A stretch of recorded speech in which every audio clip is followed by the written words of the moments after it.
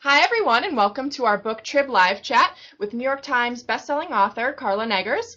Carla has more than 60 novels in print, translated into 24 languages, and she is back with us today to talk about her latest book in her Sharpe Donovan series, Harbor Island, which readers are absolutely loving, by the way, Carla. Oh, And we great. want everyone to know that through our exciting new partnership with Bookshout, there's a special promotion right now for BookTrib viewers only. You can enjoy Carla's books, Saints Gate, Heron's Cove, and Harbor Island in ebook format at a special pricing available for a limited time until 11:59 p.m. Eastern on Friday, the 26th of September. You can enter by hitting the redeem button at the bottom of the chat page, or for a direct link, if you're in the US, text BookTrib to 67076. And this is only for BookTrib viewers, so you guys are in for a special treat. Carla, thanks so much for joining us today. We're so excited to have you back. Oh, I'm excited to be back. Great to see you.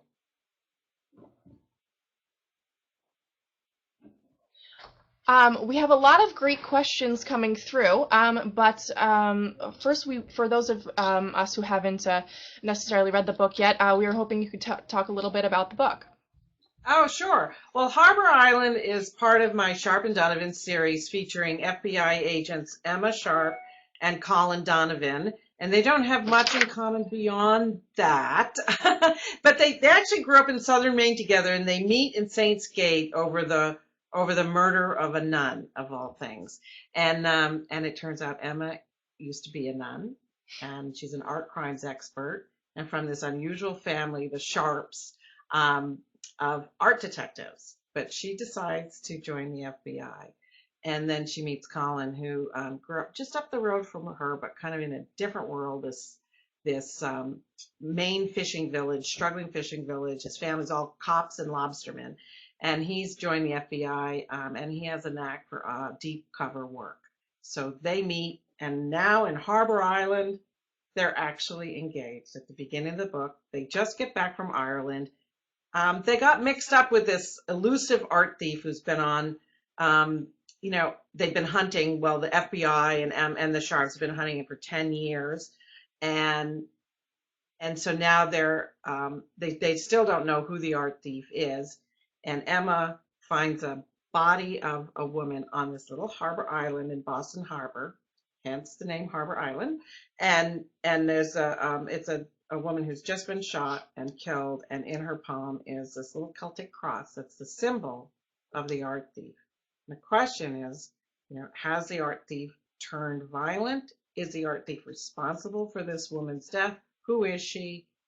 Why did she call Emma? And off we go from there. So it was a really a fun book to write. Oh, definitely. Um, Debbie Hop says, "Hi Carla, I love your Sharpe and Donovan series, and especially love how you intertwine the romances with the mystery and thriller. My question is, where did the original idea come from, and why did you choose Emma's previous path?" Oh, good question. Hi, Debbie. So Emma she's really a fascinating character for me, and it's her grandfather actually had a tiny, tiny role in a previous book that's not part of the series, actually called The Whisper, and he's in his 80s and based in Dublin, and the Sharpe Fine Art Recovery, and they get involved in art theft, art appraisal, all kinds of things, and it's private, okay. And so when I was thinking up a new book, I could see I could just literally see Emma standing at the convent gate and in Maine on this foggy day, and I didn't know that much about her, but I that visual image. It doesn't always work that way for me when I'm thinking of a book where I actually have a scene and a visual image. And then as I started writing about her, um, she came together, and I just knew she was a former nun. She has that her family causes problems for her as an FBI agent, but is also an asset for her as an FBI agent. And so it was just a process of seeing that image in my head, and then writing about her, and letting her develop and tell me who she was. In a way, it's kind of a funny way to explain it, but that's pretty much it. So and Hmm. Now we're in Harbor Island, and Emma still, Colin is always saying, Emma has secrets, and boy, and sometimes she doesn't even think that they're secrets. And I think that with our own lives, sometimes, something that we just haven't talked about, haven't mentioned, or something seems like it's just something, you don't think of it as a secret, but then when you have to dig into it and suddenly have to talk about it, or it affects your life, you go, okay, so maybe that is a secret. Right. Great question, Debbie. Um, Rachel's asking, the book goes from Boston to Maine to Ireland. Why did you choose these locations, and does it reflect a little bit of you since you like to travel a lot? Well, I know these places, that's for sure. But it really it works so well with the stories themselves, because so we have it's Emma Sharpe. She comes from this complicated family, and it's a small family, but it's complex. So her brother runs Sharpe Fine Art Recovery in this little town of Herons Cove, and that's where her convent is, right. Her former convent is right up the road. And her brother is there running the company. Her father and her, their parents the father suffers from chronic pain due to a fall. So they're on the road, and that creates, so there, it's this big world that they live in. And then her grandfather was widowed, and he grew up in Herons Cove, and he started out as a museum guard, and he then created this company over 60 years. And he took off to Dublin, where he was born, and he's returned there, and has a Dublin branch of this company. So there's a logic to why we have Ireland in there. And then and then Colin's from there too. So from Maine. So they're both from, Emma and Colin are both from Maine. And then their FBI unit that they belong to, this small elite unit, is based in Boston. So we have, yeah, it's kind of a big world. And Harbor Island takes place mostly in Boston, but there is an Ireland part to it, because our art thief, who we've been chasing for 10 years, has it. The first theft occurred in Ireland, and there were some things that went on in the previous book, Declan's Cross, in Ireland. And so there's this their boss, Emma and Colin's boss, Matt Yankowski, is actually in Ireland still, because where the action for Harbor Island starts just a few days after Emma and Colin get back from Ireland. And so there's a lot of stuff going on in Harbor Island, a lot of threads. And so to have those three places, and it could be more. I mean, we can go all over the place because they're FBI agents, and Sharpe Fine Art Recovery certainly is international. So who knows? But Ireland lends itself beautifully to Emma and Colin's relationship. They've spent 2 weeks in a little Irish cottage, kind of getting to know each other better, and it was supposed to all be just romantic and you fly home. But of course, there was this little murder in between, and that's Declan's Cross. So it works. Right. Kylie is asking, did you do any research when it comes to Emma and her being an art crimes expert? The act of stealing art must have a blog, right? Oh, there's all kinds of stuff on art thefts, and I go back to the my fascination with art theft itself goes back to the Isabel Stewart Gardner museum theft in there, what was it, 1991, some early 90s, and it's just fascinating. They say they have it solved now, but we don't know who did it, and the art hasn't been returned. And so there's all this stuff that goes in with art theft. It's fascinating. I read every article. I got friends who send me articles. I got a bunch of books, talk to people. So it's a fascinating area for me. Of course, I get involved in the characters and the story and the action. But I love to do all sorts of research, and art theft is certainly fascinating. And then art history and art itself is something. I took art class, right? But when I was a student at Boston University, I started out at the College of Fine Arts, of all places, as a musician.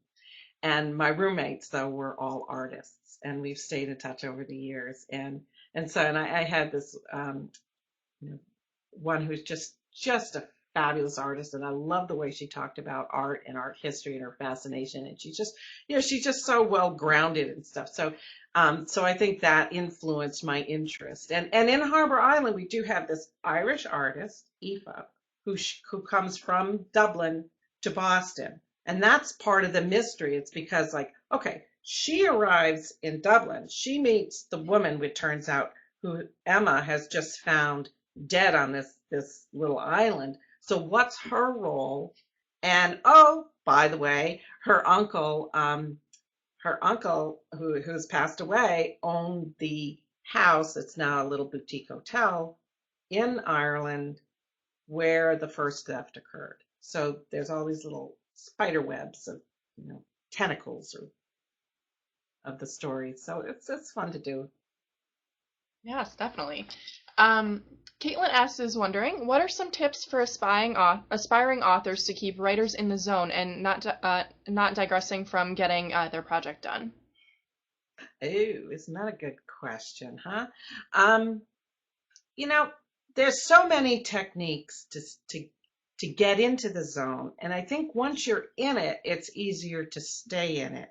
I mean, my kids when they were young, I get this look and they say, all right, they know I'm just not there. I'm in the zone with the book. I would tune in. Okay, if anybody sets a fire or something like that, I'm gonna really notice. But getting into the zone is the process. And I think that when you're a writer, if you develop your rituals, your routines, and I'm not a highly regimented writer. I mean, I have friends who write certain time every day, certain number of words or certain number of pages, and all of that. Because if I do pages a day, then again I got 50 pages at the end of the week, and I throw 20 of them away because I don't like them. Then now it's like, okay, now I got 30 pages instead of 50, and I get all complicated, the math. So I focus Right. instead on where I am in the book and maintaining that forward progress and those rituals. When you hear about writers sharpening 100 pencils before they sit down and write, that's a ritual. And if you can understand your own rituals as a writer and what it takes to get into it. And I actually have a blog that I don't write. It's called James Clear writes a lot about developing these rituals and habit stacking. Highly recommend his blog. Mm. And you've written so many books, pretty much back to back. Do you find that keeping in that rhythm really helps you stay motivated? Do you ever get a long break off? Well, it depends on what you call a break. Luckily, I love to write. So for me, that's even when it's hard, I really like it.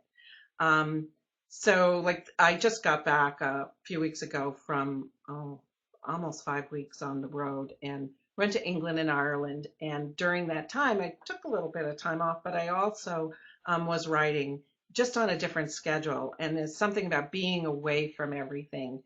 And I didn't do the business part of writing as much as I just wrote. And that writing, doing a writing retreat like that, I think it refreshes me.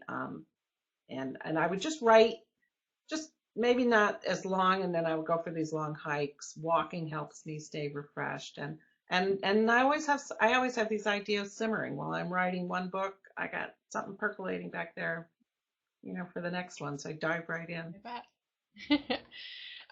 Barb is wondering, how much of you went into Emma Sharpe, or was she based on someone you know? Oh, Emma's Emma. Emma's Emma. I mean, if Emma walked into the room, or any of my characters really walked into the room right now, they could sit next to me because they're a character, they're their own self. And I'm sitting next to them, so I'm my own self.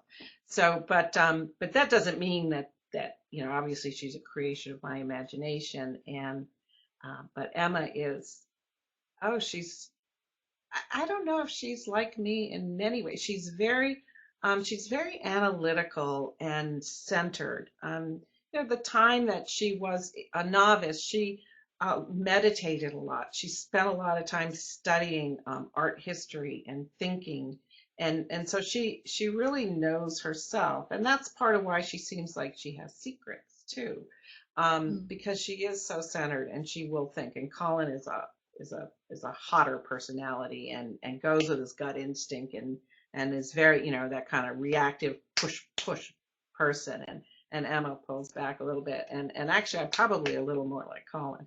But Emma's fascinating, and her interest, her range of interest. It's really fun for me as an author to dive into this world of art and art history and art crimes, and and just learn more about it and see it from Emma's eyes.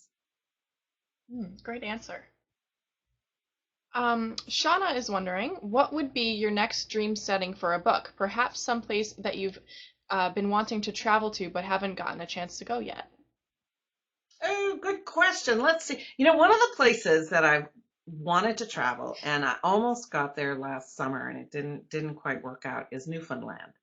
And I used to say Newfoundland, but I found out my Canadian friends corrected me. It's Newfoundland. Unless I'm going to get corrected again. But anyway, it's one of those places Perfect. that I've always wanted to go. I have the picture. I got my file. It's back there, stuffed with articles and pictures, and it's one of those places I want to go. Now, I don't have any plans to set a book there, but it could happen. I mean, I could go, and who knows? Who knows? I mean, I never thought I was going to set books in Ireland, but we went on our first trip, and we actually, it was a vacation, a family break. Our daughter had married a guy with Irish roots, and we went to this little peninsula, little town where there was the ruin of the house where his great grandfather was born, and we stepped into Wow. that, and then we went to an ancient stone circle, and just whoosh, So we've been going um, ever since. I mean, I've been twice this year. I went 3 times last year, so it's a little pot fly from from Boston. So I love to visit there, but I had not intended to set a book there, but it just kind of grabbed me, Mm, and off we went. that's great. Susan is wondering, how much of the stories you write do you know ahead of time? How much of it comes as you are in the process of writing? Well, and then there's how much do I think I know ahead of time and discover that, oh, whoops, I didn't Yes. actually know. I didn't, that just happened to me. In fact, I have a book. I have another series called the Swift River Valley series, and I have a book coming out called Echo Lake. And whoa, did that ending come at me by surprise, and it was a little bit like tricky. But then when it was all there, I knew it wasn't there. It just wasn't there. And that's when I'm off to Ireland. I'm walking in the Irish hills. The book is not set, nothing to do with Ireland, but it was just thinking about it, and finally it did come together. And I mean, it was there. Once it was there, oh gosh, what was I thinking? And that sometimes happen if I try to plan a book down, past where I know, okay, the story. If I try to force it and push it because I think it's going to be more efficient, or I feel pressure of any kind, personal pressure, external pressure, it doesn't matter. If I push past the point where I'm comfortable, um, I run into trouble. So I'm not, and I think a lot of writers are not like the total blank page writers or the total plan it out ahead of time writers. They fall somewhere in between, and I would be one who falls somewhere in between. Kayla is wondering, my aunt and I have been fans of your books for years. I'm a particular fan of how you continue a different character's story in a preceding book. What gave you the initial urge or idea to take a different character from one storyline and dedicate another book and storyline to them? I've been doing this for a while, and I can remember when well it really, really grabbed hold of me with a book called The Cabin, which has just been reissued by my publisher. And the next book is called Stonebrook Cottage, and it's being reissued in late October. And there's these two Texas Rangers, the police kind, not the baseball kind. And when the second one, Sam, shows up on the page, it's like, hello, I want my own story. It was just so clear to me that he had to have his own story. And so then that became Stonebrook Cottage. And that's how it works for me, is when a character is just there and there's more going on to it. I mean, sometimes I'll plan it out a little bit. I'll know ahead of time. And sometimes it just is, it's that kind of organic process. Now, what's fun with the Sharpe Donovan series for me is Emma and Colin are continuing characters in the series. So we do have other characters come up and have a story within that. But right now, the first four books here, Saints Gate, Heron's Cove, Declan's Cross, now Harbor Island, we have Emma and Colin and their relationship building and the crimes and this world that they're in coming coming to life. And that's been a lot of fun. Now in Harbor Island, we also have, Yank, their boss, who's off in Dublin. Well, through the series, we've sort of seen he's just there in the series doing his thing. Yank is Yank, he's buttoned down FBI agent, but he has problems with his wife. He set up this unit in Boston, but she's still in Northern Virginia. And in Harbor Island, their relationship comes to a head. So I love creating relationships and within all the suspense that's going on too. Gwen is asking, what is your favorite dish to cook? I read that you like cooking. Me too.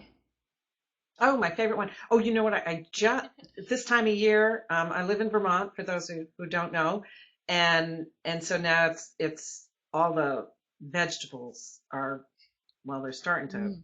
peter out here with the frost. So this is the time of year I make my batch of ratatouille, and I love it. I freeze it. I throw it in it. I just absolutely love that. But my kids are coming, and our little granddaughter is 2. She just had Oh, her birthday on September 18th, and so we're going to do. Anybody has little kids now probably knows how popular the movie Frozen has become, and so yes. we're going to do a little birthday party, and I'm going to bake a cake. Doesn't that sound like fun? Oh, how nice. Yes. So I do like to cook. I think I do a lot of thinking, and there's something about cooking where I focus on what I'm doing most of the time, and but my mind can spin around, and it's just very relaxing for me. I do love Right, it. definitely. Shauna would like you to name 5 things that you'll always find on your desk. We can see some stuff back there, but Oh yeah, well, all right. So one of the things is my perfect pen. It's actually a lavender pen, and I take it with me everywhere. This is actually like the fourth one because I keep losing them when I travel, but it's always, with me. And so that's always on my desk. And then I have paper, some kind of paper, because I do like to jot things down. So I have paper. there you go. And 5 things, well, my iPhone is often with me. And Yes. my picture of my sheep. Pictures? So that's it. And let's see what else have we got here. One more. Sometimes I can be very spare, my computer or my laptop. I do a lot of writing on a Hmm. MacBook Air, but I'm Okay. on my iMac now, the big one.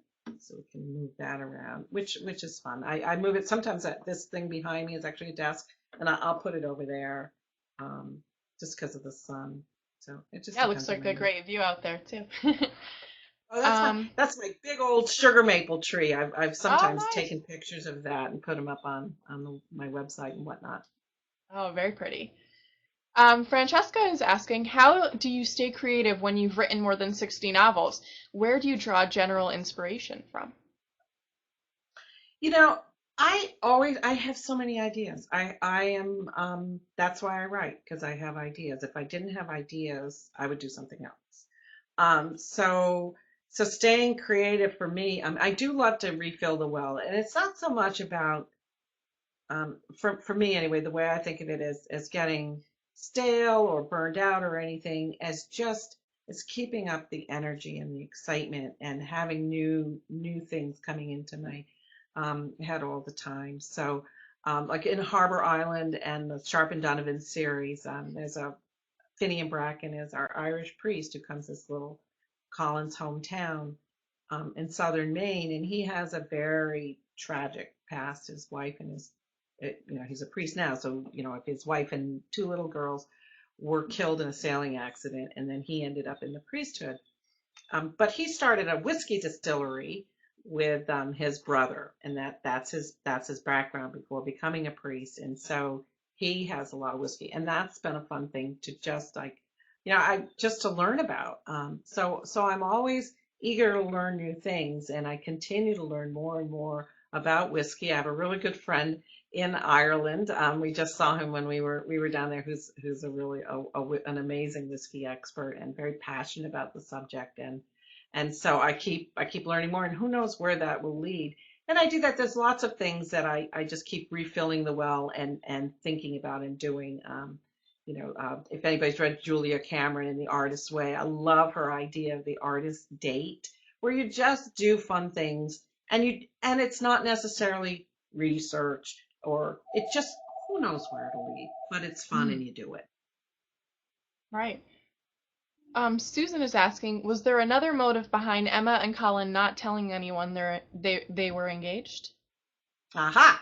Yes, in Harbor Island, it starts out that they've just gotten engaged and they haven't told anybody. But and some of it is the newness and like, is this for real? Because their relationship has happened very quickly.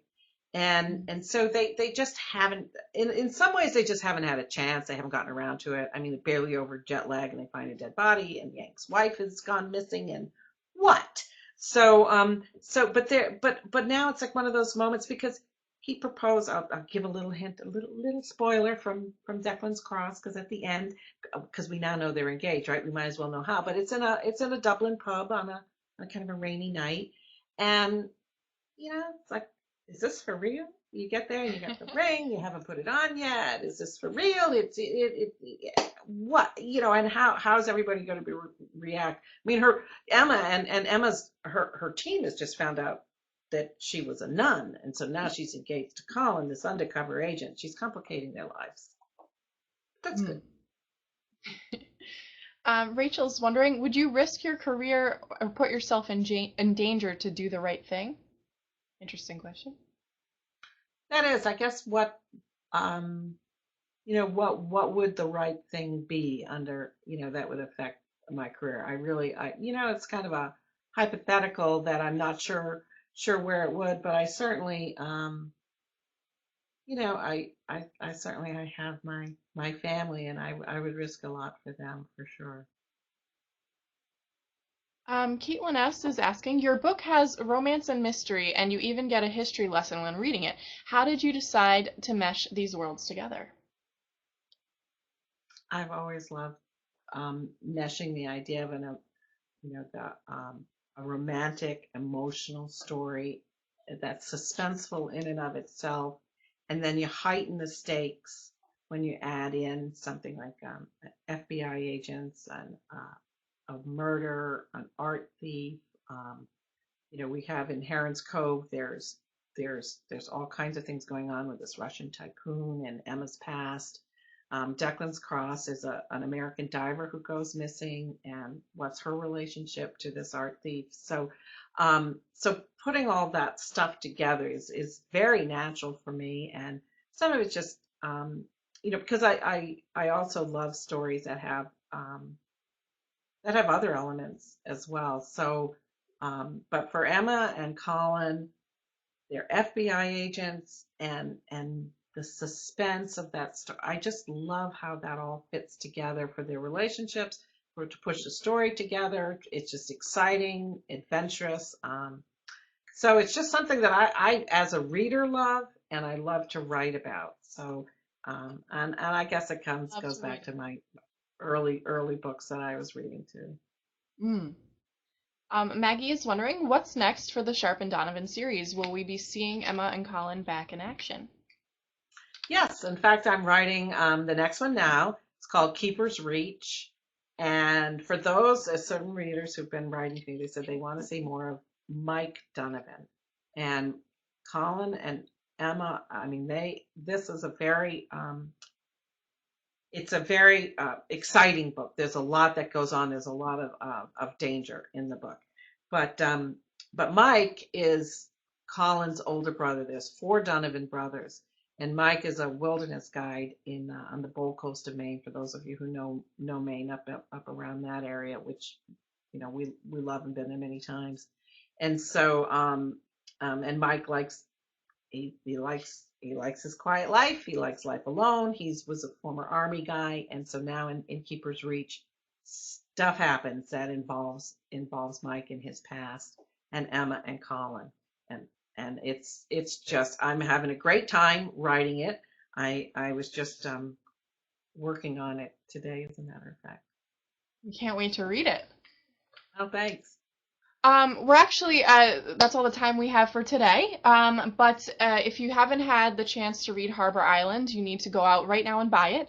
And remember that thanks to our partnership with BookShout, there's a special pricing on several of Carla's books for BookTrib viewers only, now through tomorrow at 11:59 p.m. Eastern. And for those of you who are feeling lucky, you can enter to win a copy of the book on BookTrib.com as well. Carla, thank you so much for taking the time to chat with us today. We really appreciate it. And we're looking forward to reading your next 60 books. So thanks so much. Thank you so much. It's been great fun, and thanks for everybody for coming. Thanks, Carla. Bye. Bye-bye.